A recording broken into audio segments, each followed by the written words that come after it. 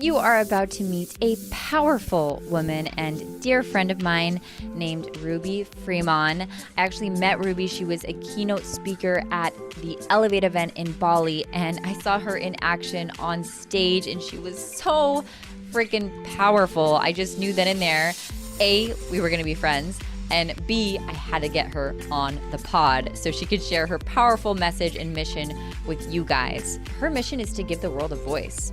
And she's a top breakthrough coach, an activation expert. She supports purpose-driven leaders who are ready to bring their big missions into the spotlight, unleash their voice, and gain the conviction to lead their purpose. She's worked with hundreds of clients. She's a huge catalyst for change. She's been named an inspirational woman by the Huffington Post, an icon of influence, and so much more. We are going to be talking about conscious leadership, among many other things, in this episode. So get ready to meet Ruby Fremon. Ruby, I am so excited to have you on the show today. I know we're in Giggle City. That's okay. This episode is going to be a fun episode. I just know it. Yes. So I am really excited to talk with you today. I've been looking forward to this. So thank you so much for coming on. Thank you so much for having me. I've been so excited because we get to hang out. I know. And your chairs are turquoise. It's perfect. Thank you. They're amazing, aren't they? So amazing. I need them and want them. Okay, so Ruby, I know that you're so passionate about conscious leadership. And it's also like, I love that this is where you're at, because I'm so passionate as well about supporting conscious leaders and getting their message out there and creating more impact and really increasing that ripple effect. So I would love for you, before we dive into that topic. Yeah. I know you've had quite a journey yourself in your, evolving as a leader and becoming conscious. Can you share with us your journey and how you got to where you are today? Definitely. So I'll give you the nutshell version, so we're not here all day. But, my entire life I struggled with feeling like I had a voice.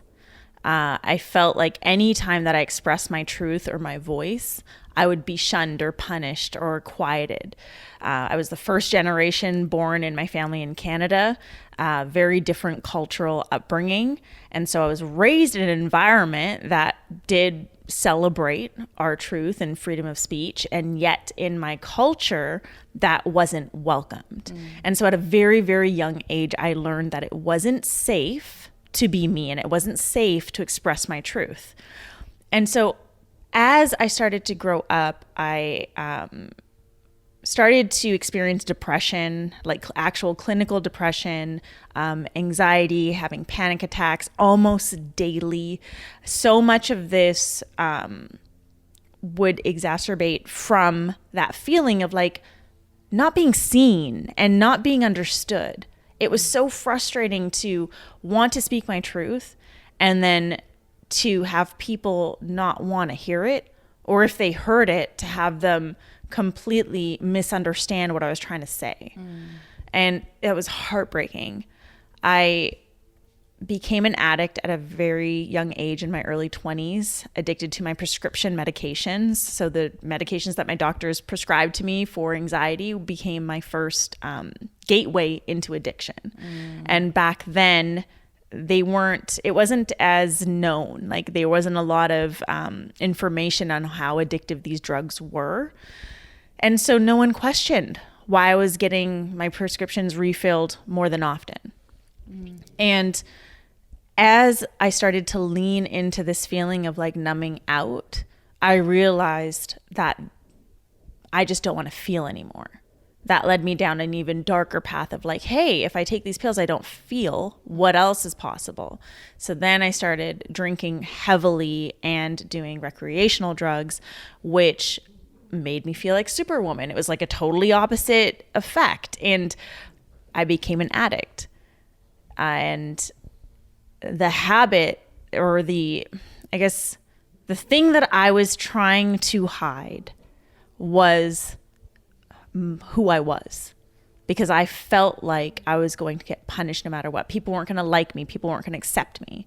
And so the drugs and the alcohol provided this way for me to just be someone else, to be someone likable, to say what other people want me to say, to be who other people want me to be perceived in a certain way. And that really spiraled me out of control. I was in a series of abusive relationships, surrounded by toxic friends, because of course, when you don't feel worthy, that's what you do, right? You create this environment around you that serves your unworthiness and fuels it. And it wasn't until 2012 when I ended the most abusive relationship I'd ever been in. I ended that relationship and I found myself in that same place. And I think a lot of our listeners can relate.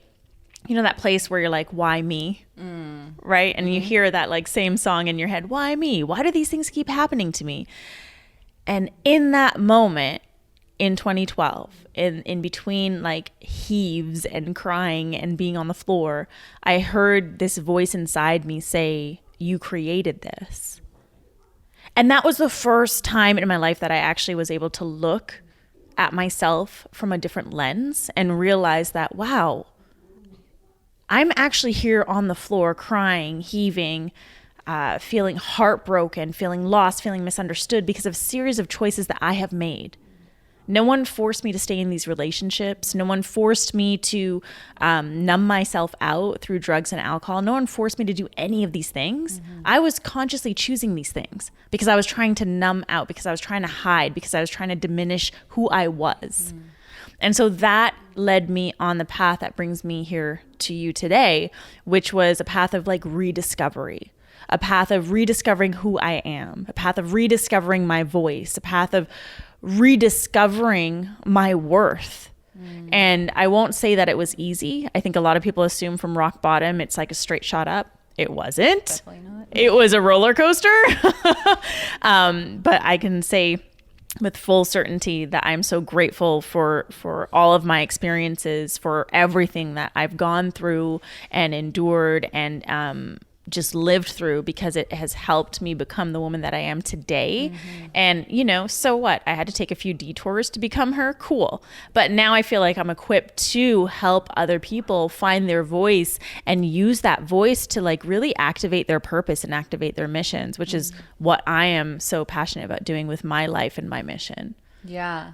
And I feel like the fact that whenever we hit rock bottom, I mean, I've been in that place too.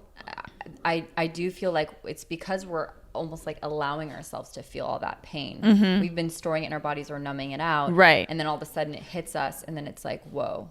And it's true. We are the sole uncontested authors of our lives. Right. And you said like consciously choosing. Yes. Like we're constantly consciously choosing those things. At the same time, it's like, I think part of it is we don't understand in the moment fully why we're choosing those things. Yeah. Because we're led by our unconscious fears and our unconscious beliefs, right? So if I believe that by speaking my truth, I'm going to be punished or not liked, then I'm going to consciously choose to not speak my truth. And it doesn't matter how much you want to. Right. It doesn't matter. It's like that seed that you're fueling in your unconscious mind, and that's what's fueling all of your actions. That's what people don't understand. It's like, well, I really want to do this, but I'm struggling with why I can't. And it's like, it's because you have these programs in your unconscious mind, right? And you need to, as soon as you become aware of them, I always say, you can't unsee what you've now seen. So once you gain that awareness, that's when you start to gain power over it, because that's when you start to be able to unravel from it and create a new belief system. And it takes courage to face the ugly, right? Yes. It takes courage to face that. Like, that's why we numb out and do those things. We don't want to face it. Right. And usually it's a lot less scary than we make it out to be in our heads. Yes. And yeah, I think that's beautiful what you said. No, it's so true. By the way, if you guys are hearing some snorting, that's not us. It's my Frenchie Luna. For those of you who follow me, you probably are very aware of Luna and her snorts, because she makes some surprise entrances in a lot of my videos. Yeah, just makes it more interesting. It does. Okay, so yeah, I love that we talked about awareness is key. We can't fix something if we don't know it exists. Right. Now, I'd love to step into consciousness, conscious leadership. So can you give me like your definition? What does conscious leadership mean to you? Conscious leadership means that you're leading in an aligned way, a way that is aligned with your vision, with your mission, with your values, and you're doing so from your actual soul's mission versus from ego. So you're doing it from an internal factor versus like trying to achieve an external thing. Yes, I love that. Yeah. And so when you talk about like ego, right? What are ways that you see people leading from ego? And like, what is the difference there? Can you kind of Yeah, definitely. First of all, I want to start off by saying ego is a good thing. Like if we didn't have ego, we wouldn't have a sense of self, right? And we'd all just be floating around in like the 5D, not being aware of our human existence. So we want ego. That's what anchors us into who we are. Yet when we have too much ego, that's when we start to take actions that are seen more as selfish actions. That's when we start to behave in a way that's more aligned with what's in this for me versus what's in this for us. And so we want ego, but we don't want it to be inflated. And so the simplest way I can explain the difference between leading from ego and leading from heart is when you are doing something for just you to achieve your accolades, to achieve your external things that you want to achieve versus doing it for your mission, the people that you're here to serve, as well as the accolades that you want to achieve. Yeah. And I think I think what you said is key there, your mission. And I know I've gotten this a lot from my audience is some of them are really unclear about how to find their mission. And I know for you, I feel like you've sort of transformed your pain into your platform, into your purpose, essentially. Yes. What would you say to those people that are listening that are like, okay, I want this. I want to lead from my heart. I want to be a conscious leader. I want to step into my leadership, but I don't know what my mission is and how do I find my mission? What would you say to those listeners? Yeah. First of all, every single human being on this planet has a purpose and a mission, and our collective purpose, the purpose that we all share as individuals, is to evolve. So if you don't know what your purpose is or your mission is, right now just take that on because it's yours, you have it. Your mission is to evolve, okay? Now, if you want to gain more insights into your unique individual mission or purpose, then take a look back at your story. Go down your timeline. What's your pain to power story? Because I guarantee you, like, 99.99999% of the leaders out there who are leading their missions are doing so because they've been ignited from their story. Something in their story has ignited them to do this. So there is something in your story. Maybe you're not seeing it yet. Maybe for some reason you're resisting it. I know a lot of people resist it because they're like, I've already been there, done that. Like, I don't want to talk about this anymore. And yet, like, that is gold. Like what you went through and in your ability to get through it or overcome it, whatever it is that you've overcome, you have a wealth of wisdom within you that could deeply and positively impact the lives of so many people. So if it's not clear right now, just take on the purpose and mission of evolving. And if you're looking to find your unique purpose and mission, take a look at your timeline. Like really examine your story. What did you learn? Where did you come from? What did you overcome? Because there, within all of that, I promise you, your purpose is there. That's beautiful. Thank you. And I love what you said. Everyone has a purpose. And some people doubt that. They say, well, I don't know. I don't know if I have a purpose or, I don't, because they haven't found it yet, but it's everyone has a purpose. Yes.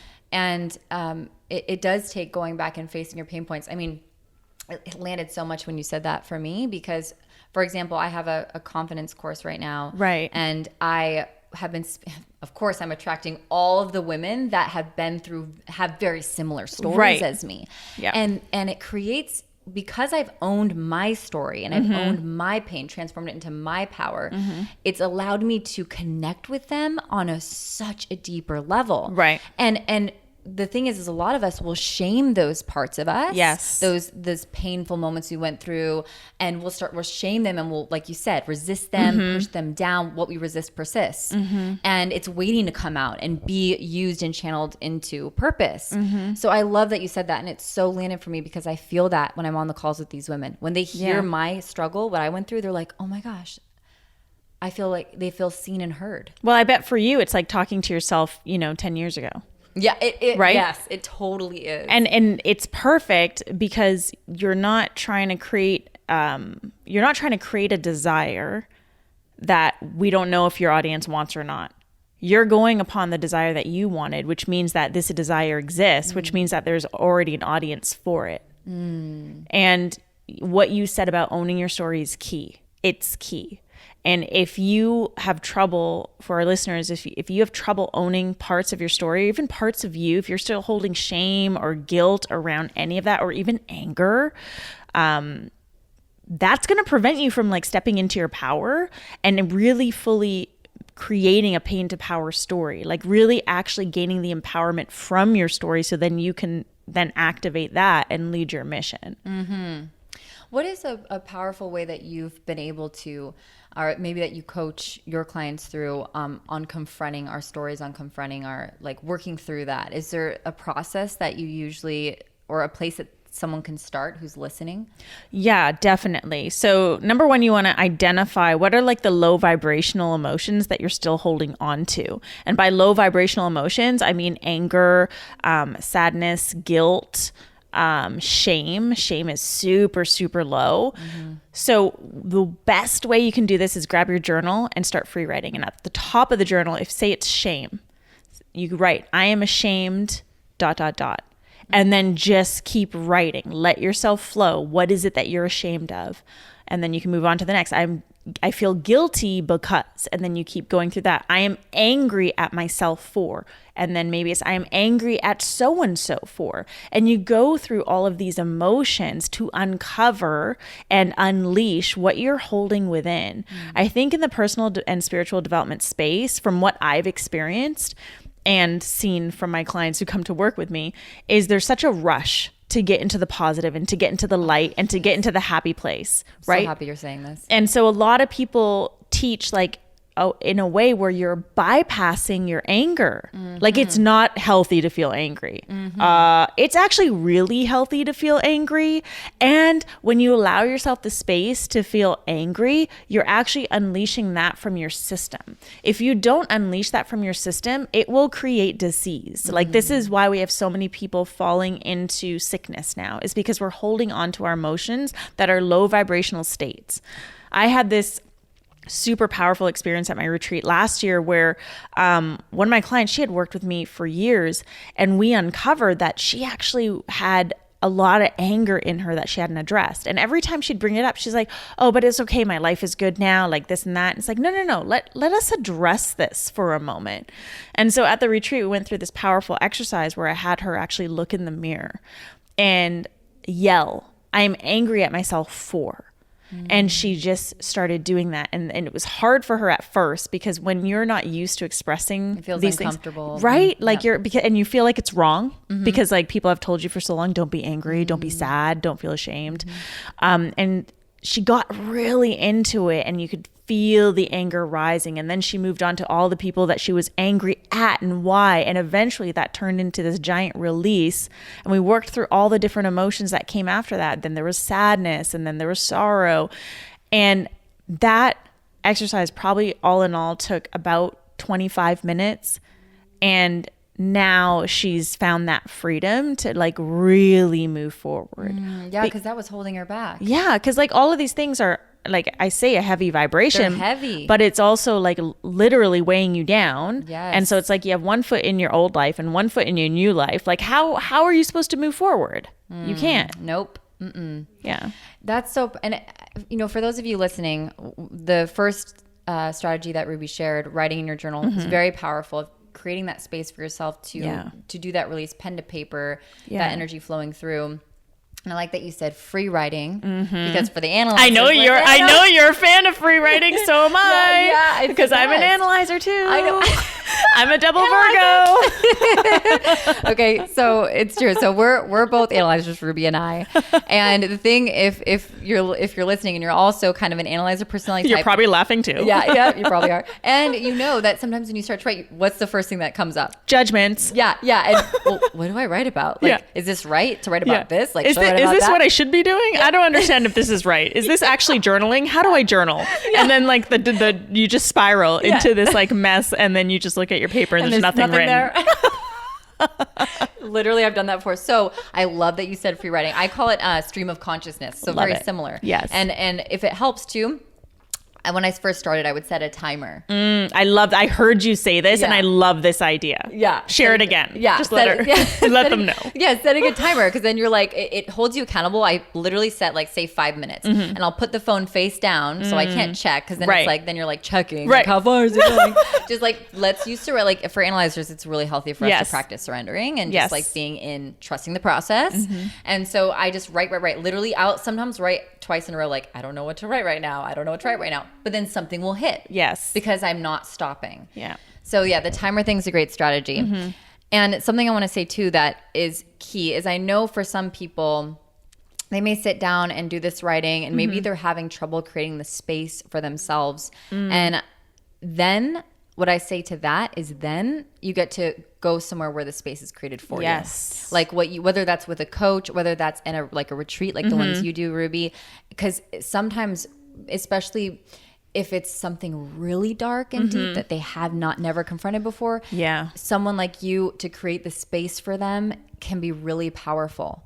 Definitely. Like I wouldn't be at this stage of growth or evolution that I've now found myself at without the support of my coaches and mentors, because like, man, do I resist like my stuff. Like I resist it. And so it's like, I need someone to call me out, and I need someone to shed light on what it is that I'm missing. Yep. And then when that happens, I'm able to reach that next level. And so I fully believe in the power of mentorship, in the power of safe spaces, in the power of safe containers, and encourage like anyone listening to seek that out for yourself. Yes.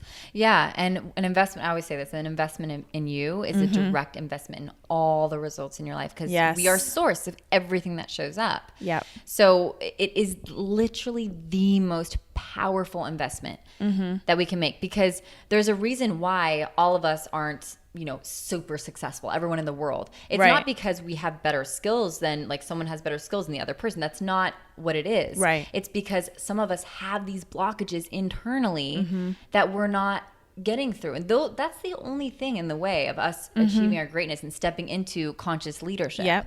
It's your own stuff. Like I shared my story of not feeling like I had a voice. And like since 2012, it has been the uncovering process of really reconnecting to my voice for the first time ever. And so even if you go back to like my videos on YouTube, like go really far back, you'll see how I was like a little meek, a little passive, to like now being full on like explicit, just being myself, just showing up, and not really like not caring what other people think. Really just focused on delivering my message, really just focused on fulfilling my purpose, and really just focused on bringing my message to the masses, because I know the power and weight that my message holds, and I know that it can change lives, and that's what I let drive me forward, and that's how I lead from a place of heart. And trust me, like there have been times when I fall into the ego trap. I think we all do. Yeah. Social media makes it really easy for us to do that. And that's when I remind myself why I'm doing what I'm doing. That's when I remind myself of all the lives that can be impacted from this message. And that's when I remind myself of my divine responsibility of showing up and being seen and being vulnerable and being transparent and leading from that place of like, we are all in this together, versus like, I'm going to put myself on a pedestal and then tell you to follow me. No, I'm not here to create an army of clones. I'm here to ignite an army of voices. I love that so much, Ruby. And I feel that from your leadership. Thank you. And for those of you listening, I actually saw, and I'll actually put these in the clips maybe in the beginning, of you speaking at Elevate. That's where I actually met Ruby. She was speaking at an event in Bali. And then we became best friends forever. But yes. It was instant love at first sight.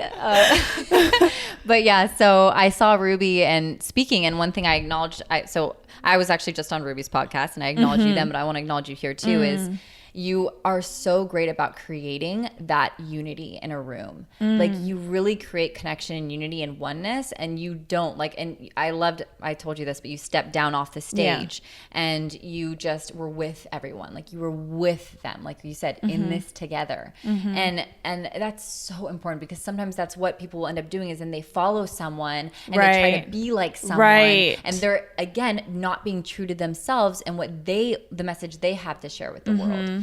And I want to also go into that. Really embracing your uniqueness. And I know, like we've talked about this before, authenticity is like really thrown out there, this word, but it is real. And the way that you have talked to me about before about conscious leadership has a lot to do with being authentic and being who you are. People want to feel like they can see themselves in you. So if they can't see themselves in you, if you are too high up on a pedestal, then they're always going to place you in that position of being on a pedestal, like idolizing you. Versus when your audience sees themselves in you, they see what's possible for them. And so that inspires them to step into their best selves. When they see you being your most authentic self, like I say it all the time, authenticity is contagious. Like when people are being real, it makes you want to be real, doesn't it? Like you see people online and you're like, whoa, that is like really raw. And then it inspires you to want to be that, because it hits on that nerve, that desire that I feel like we all have, like the desire to be free or to feel free, to experience freedom. And there's so much freedom in just being who we are. And when we see people expressing their authentic selves on social media or on stages, that's felt. Yes. Like you can really feel the difference between someone who's being authentic and real and genuine versus someone who's just wearing a mask or trying to portray themselves in a certain way, a specific way.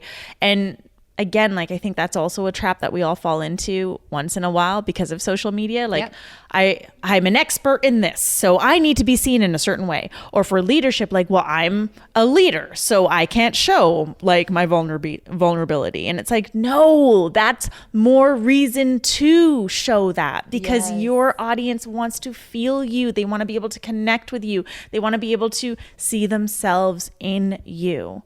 And so that's why it's so important. And if you struggle with the word authenticity, swap it out with being genuine. Like, how can you show up in a more genuine way? Yeah. And that's what it really is. Genuine, leading from the heart, coming from a space of you. And I mean, that resonates so deeply with me, because for the longest time I was betraying myself over and over again. And I wasn't being me. And I was a really good chameleon, like a super good chameleon. Yeah. And what's interesting for those of you listening, when you're not being true to yourself, when you're being inauthentic, when you're faking it, like Ruby said, putting on the mask, the facade, that's actually what you're going to be attracting. Yes. Just think about that, though. Yes. Seriously. Thank you for saying that. Those were the friends I had. Like all the friends I had were gossiping, talking behind people's backs about their very friends, that fakeness. I was attracting very low vibrational, because I was not being true to who I was. I was attracting actually more people that were the same. Yes.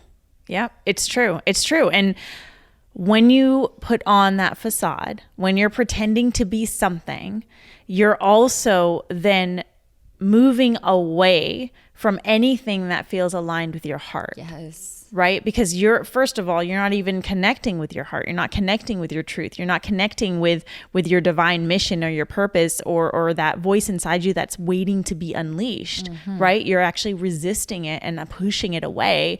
And so, a lot of people talk about feeling misaligned or unfulfilled. Like, this is why. Yep. Like it takes a lot more energy too to be fake. Yes. Oh my gosh, so much more. But we don't realize it when we're in it. Yes. And you said it, freedom. Yeah. There's this like, and I know exactly that feeling. It's like, oh. Yeah. the best way I can describe it. Yep. Just do. You can do that later on your own if you want, or rewind it and do it with us. That's an exercise. That's a tool. Yeah. It is. It's like this free feeling. It's like you just, because otherwise you're being a prisoner. Yeah, I really felt like a prisoner. That's how I felt before. Yeah. I really didn't. I felt trapped. Yeah. Like constantly trapped. And for me, what held me back was judgment, fear of judgment, fear of what people were thinking of me. But I always like to take it a step further. Is it's not the actual judgment that we're afraid of. It's actually what we're making it mean about us. Yep. We're making it mean we're wrong. Yes. We're making it mean we should be ashamed of ourselves. Yeah. Whatever it is.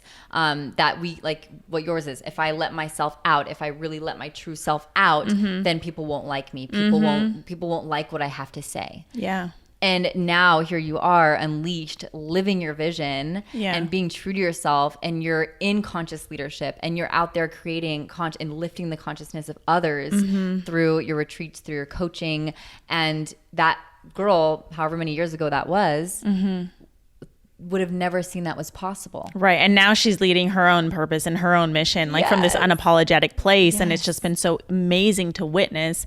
And she's found love. So, I mean, it's just, there's so much that becomes accessible to us when we allow ourselves to drop into who we truly are, when we allow ourselves to really tap into our voice. And when I say voice, like it doesn't mean you have to be bold and out there and say the F-bomb like I do.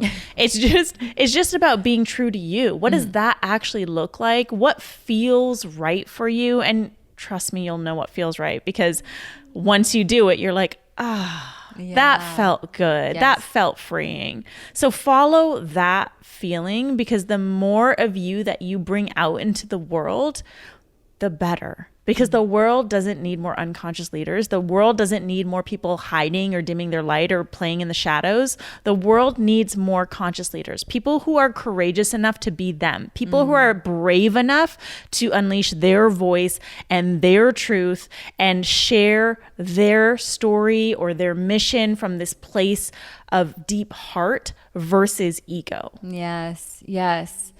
And I love that you clarified on voice too, because I was actually just talking about this the other day, and so for a long time I was always shutting up. Like I wouldn't speak up. When I had something to say, I would not say it. So this is the part that's ego. So actually I'm super happy that just like, okay. So rant is coming. Rant is coming. I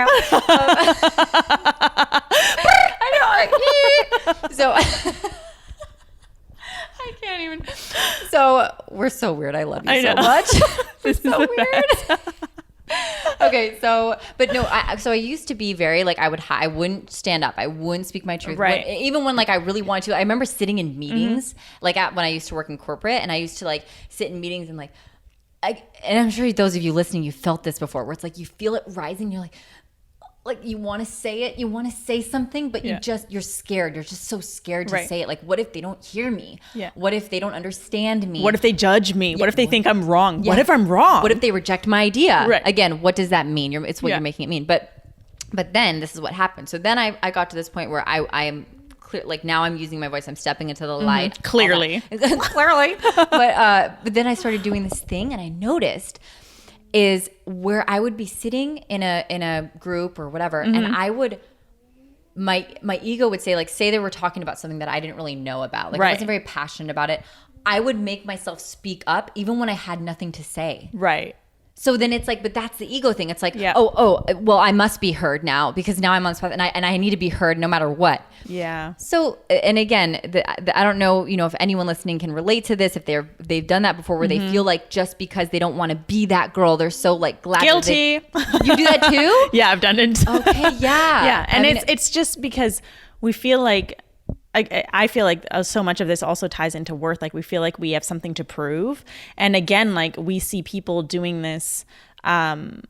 Here's a good example. Like when people post a polarizing thing on Facebook or Instagram, and when there's like a backlash, like people start writing their comments, and then the person who posted it actually starts to have a mental breakdown we've all seen that, right? Yes.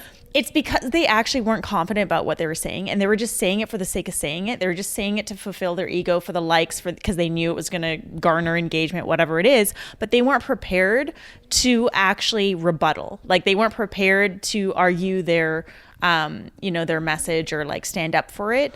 And that's the same kind of thing. And we see that happening online all the time. Whereas like there are people who post polarizing statements and they're able to hold a conversation that is actually quite intelligent and like intellectually stimulating in the comments. Yeah. And they don't let it get to their ego because they stand by it. So that's like, it's that same feeling. I almost imagine like us in our inner child selves when that happens. It's like, no, but I want to be heard. Yeah. Like, I need to be heard right now. So let me just do this thing and say this thing. And it's like, but you don't really know what you're saying. So you're just trying to fill space. And yeah, so it's not about just using your voice for the sake of using your voice. It's about using your voice in a way that reflects your truth. It's about humbling yourself enough to know that you don't know everything. And, no expert in the world knows absolutely everything, right? Yeah. And that's okay. Yeah, it's staying true to your beliefs, your intention, your values. Yes. And I love that you brought up that, because I actually have a close friend of mine who was just talking to me about how she's getting a lot of haters, like a lot of people commenting on her stuff, and it's starting to get to her. And what's interesting, I love that you said when we're confident, because that's when you're unshakable, right? Like what you put down, whatever you post, whatever you say, you're so grounded in that truth that you're so confident, you're unmovable. No one can shake you on that. And you become like water. Like when people say something to you that's degrading, mean, whatever, it'll just flow off your back like water. Right. Versus, and this is the thing, when someone says something that like triggers us, typically that means that we actually in our minds think that could be true about us. Of course. Yeah, because otherwise it wouldn't affect us. If I called you a blue dog, you'd be like, no, I'm joking. You'd be like, well, I'm not a blue dog. Okay, cool. Right. But if like I said something that to you was actually something you were working through and not fully confident with about yourself, it would trigger you. Of course. And like taking it one step further for conscious leadership, it's not just about stepping into the confidence, it's also then stepping into the confidence and the compassion. So to be able to look at your haters from this place of compassion, to have the confidence to hold your ground and to not let their words sway you, and then to have the compassion to redirect towards them and not have their hate fuel hate. To be able to look at people from the lens of everyone is just doing the best that they can with what they have, what they know, and what's available to them. Yes. Period. 100%. It's through the lens of love. That's what I see that through. That's us acting from oneness and love. And that's beautiful. That's my vision for the world, is oneness and love. Yeah. I mean, we're all on the same journey. All of us, like despite what you may think, we're all on the same journey. We're just all at different points in our journeys, right? So as long as you can remember that everyone's doing the best with what they know, what they have, and what's available to them, like that's going to help you start to look at people differently, look at the world differently, and show up differently from a place of like conscious leadership, from a place of confidence and compassion, from a place where it's easy for people to connect with you versus disconnect. Yeah, I love it, Ruby. You're amazing. We're unfortunately near the end of the episode. I love that we ended it on love and compassion, though. That's so beautiful. Yeah. And before we go, though, I know everyone here has probably fallen in love with you that is listening, because you're just incredible. So tell them, where can they connect with you? What stuff do you got going on? Let's hear everything. Yeah. Connect with me on social media at I am Ruby. I'm everywhere, I swear. I am Ruby and I am everywhere. Yeah, I am Ruby. I am everywhere. I really, really do love Instagram though. But you can find me everywhere. I do have a retreat coming up. So for those of you listening, it's called the Activation Retreat, and I'm seeking 12 purpose-driven leaders who are really ready to step into their truth and lead their missions with full conviction. So if that interests you, if that sounds like something you want to be a part of, head on over to my website, rubyfremon.com, and just click on Activation Retreat for all the details and apply. Great. And it's, I'll put this in the show notes too, you guys, but it's Fremon Fremon. Yeah. Ruby Fremon. It's French. I don't look French. I didn't know but it's that French. actually. Yes. Okay. Yeah. Awesome. Well, Ruby, thank you so much for gracing us with your beautiful presence and your amazing voice.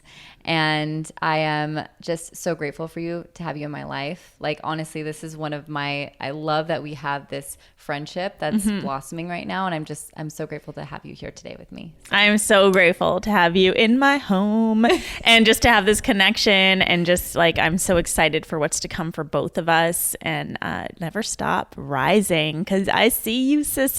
Yes. Never stop rising. Never Love stop you guys. rising.